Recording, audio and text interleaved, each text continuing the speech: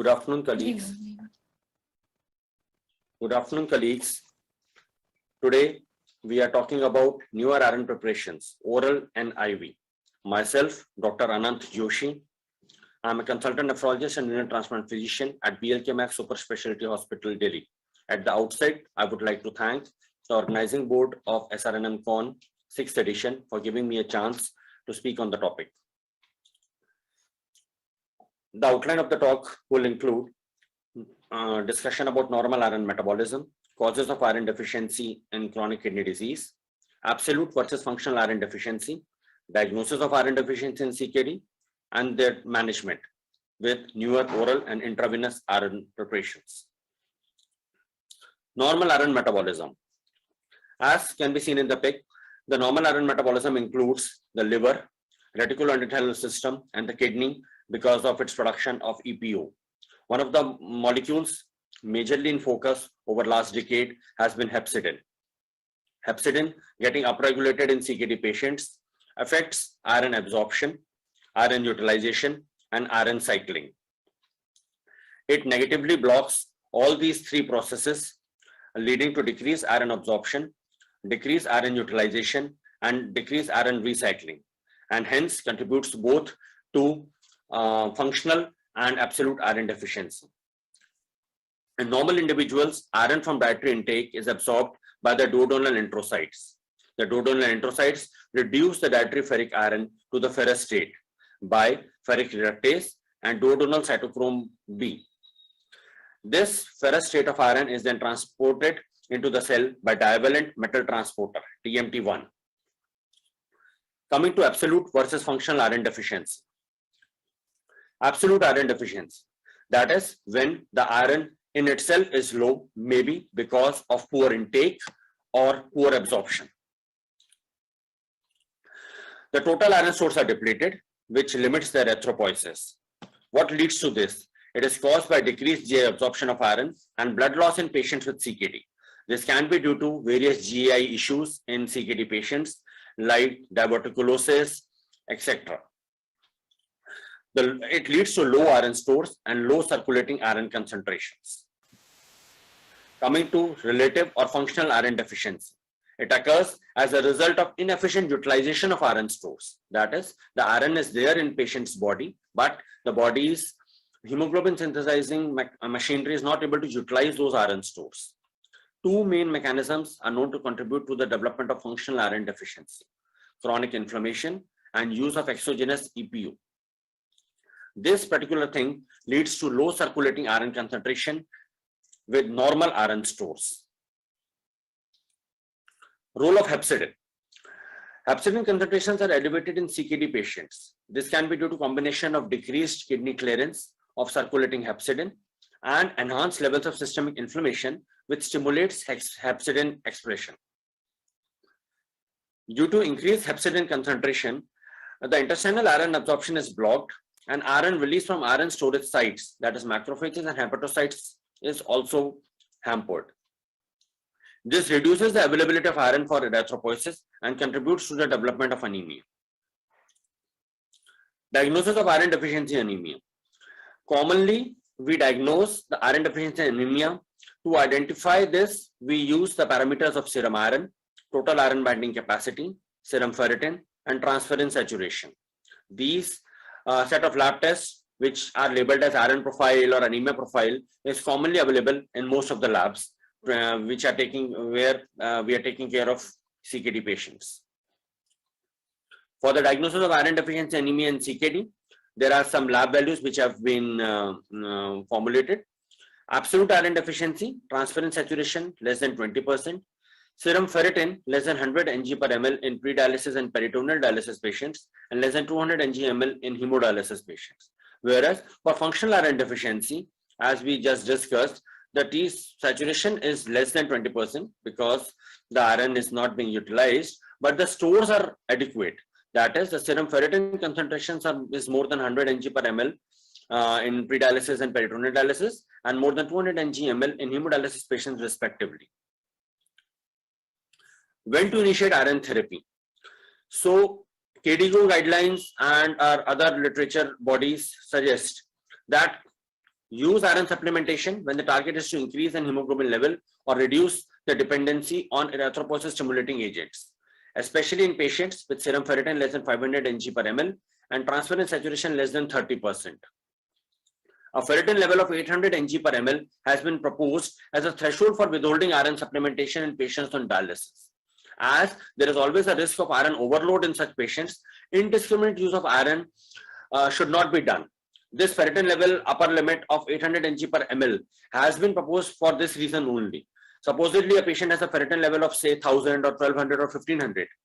If we are able to tell that that particular ferritin level in that patient is not due to as an acute phase reactant, then already the ferritin level and iron stores are at supraphysiologic level.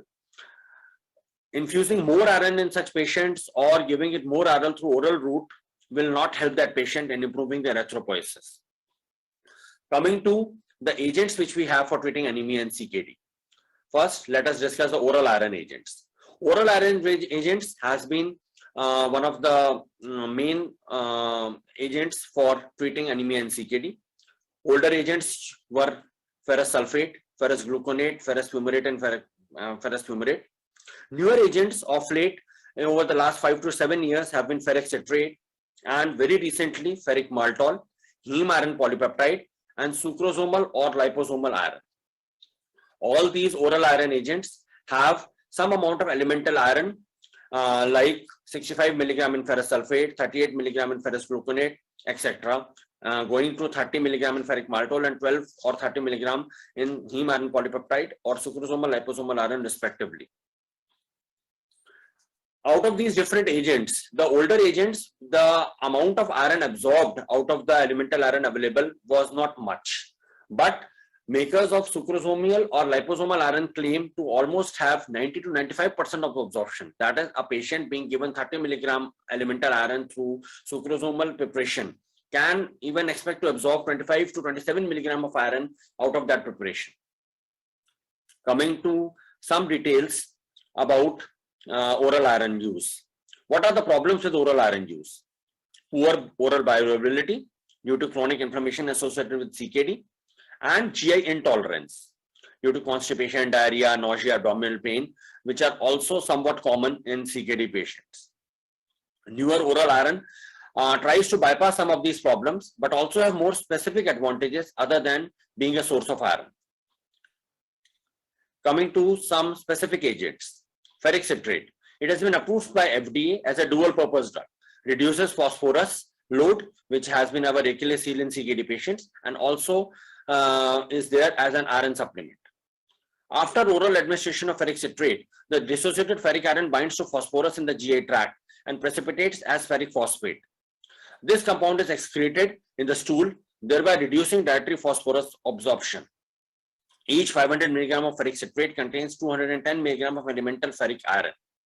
This is reduced to ferrous iron, which is absorbed in intestines and increase serum iron and ferritin levels. Parallelly, it also helps us reduce the FGF23 levels and increases levels of active vitamin D. Coming to ferric maltol. Ferric maltol is a new iron complex consisting of stable trivalent iron complex bound with 3 maltol ligands. The 3 maltol ligands help us the complex to remain intact before it is absorbed across the intestinal mucosa. This increases the bioavailability and reduces GI toxicity associated with free iron. Maltol also inhibits iron-mediated lipid peroxidation and alleviates the subsequent oxidative stress, which has been known to be a cause of oxidative burden in a patient being on iron preparation. Coming to heme iron polypeptide. It is a new generation oral iron that uses the heme porphyrin ring to supply iron to absorption sites through a membrane protein, which is heme carrier protein 1 on the intestinal mucosa. Normal iron, as we saw in the earlier slides, is absorbed through DMT1 protein, which is negatively affected by hepcidin. Oral heme iron polypeptide thus can be better absorbed in patients with CKD and those with chronic inflammation, where we have more of hepcidin affecting iron absorption through DMT1. Studies have shown that oral heme iron polypeptide has similar efficacy and safety to even IV iron, sucrose supplementation for maintaining hemoglobin levels. Sucrosomal iron. Sucrosomal iron is an innovative oral iron formulation in which ferric pyrophosphate is protected by a phospholipid bilayer and a sucrosomal shell. The unique structure enables iron absorption independent of DMT1 on the enterocyte surface. This causes iron to enter the lymphatic system instead of blood, thus ensuring high bioavailability. Now let us briefly discuss IV iron agents for treating anemia. The traditional agents used to be sodium ferric gluconate, iron sucrose, and low molecular weight iron dextran. Newer agents over the last 5 to 8 years have been ferric carboxymaltose, iron isomaltoside, and ferrumoxetol. Out of these agents, ferric carboxymaltose and iron isomaltoside are very commonly being used these days to infuse large doses of iron in CKD patients, especially those on dialysis and also those nearing dialysis. Problems with conventional IV iron used to be need for a test dose, long infusion times, allergic reactions, even at times leading to anaphylaxis, and need for multiple doses because we were able to give only very small dosages with those conventional iron preparations. With newer IV iron preparations, a lot of these problems have been bypassed. Ferrumoxetol, iron isomaltoside, and ferric carboxymaltose have high stability of the carbohydrate shell, which prevents uncontrolled release of toxic free iron, enabling complete replacement doses in 1 or 2 infusions. The low immunological activity allows these preparations to be quickly administered over 15 to 30 minutes as a single infusion without need for a testing dose. Doses as much as 1000 mg of iron can be comfortably given and has been practically tested over last many years, giving us a good agent in our armamentarium to beat anemia. The polynuclear iron core in these new IV iron agents has a low redox potential, thus minimizing the risk of oxidative stress reactions, which was always quoted with using IV or even oral iron. Now, what are the benefits and risks of iron therapy? The benefits being reduced need of erythropoiesis stimulating agents, reduced need for blood transfusion, reduced cardiovascular mortality, hospital admissions gets reduced, and in effect, the mortality benefit can be there, reducing morbidity and mortality burden of CKD. The risks of iron use are GI intolerance with oral iron, more common with older formulations. Infusion and anaphylaxis reactions with IV iron, again more common with older formulations. Increased risk of infections, iron overload and its complications, altered gut microbiota with oral iron, and potential role in development of calciphylaxis. Coming to some emerging non-intravenous therapies. One of such agents is soluble ferric pyrophosphate, which the mechanism of action being diffusion from dialysate to blood, bypassing the reticuloendothelal system. The route of delivery is obviously the dialysate, and bioavailable iron is delivered to transferrin in a physiological manner. HIF, prolyl hydroxylase inhibitors like roxadustat, bedadustat, and dapadustat. It stabilizes HIF, promotes non-renal erythropoietin production. Again, the route of delivery is oral and does not cause ESA-induced hypertension. Coming to soluble ferric pyrophosphate, novel investigational drug for treatment of iron deficiency. It delivers iron via dialysate slowly during dialysis treatment and replaces up to 5 to 7 mg of iron lost during each treatment to maintain iron balance.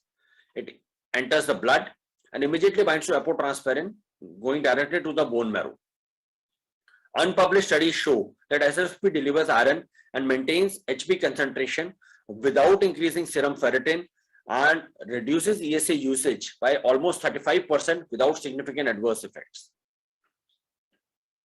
HIF, prolyl hydroxylase inhibitors, though they are not exactly iron preparations, so this is beyond the usual brief of the talk, but this are being aggressively pursued to increase HB levels through the stimulation of endogenous EPO production. The inhibition of HIF prolyl hydroxylase also activate transferrin receptor, ferroprotein, and DMT1, thereby stimulating the absorption of iron by the GI tract, increasing mobilization of iron from macrophages into the circulation, and transportation of transferrin-bound iron to bone marrow for erythropoiesis. So effectively, it is helping us beat both absolute and relative iron deficiency. HIF-PH inhibitors may protect against the negative effects of inflammation on hemoglobin synthesis and RBC production by down-regulating hepcidin. So although majorly we were out to discuss the oral and IV preparations of iron, but this agent, because helps us better utilization of our iron, which we are getting through endogenous routes or through drugs, so forms an important part of our armamentarium to beat anemia. Thank you.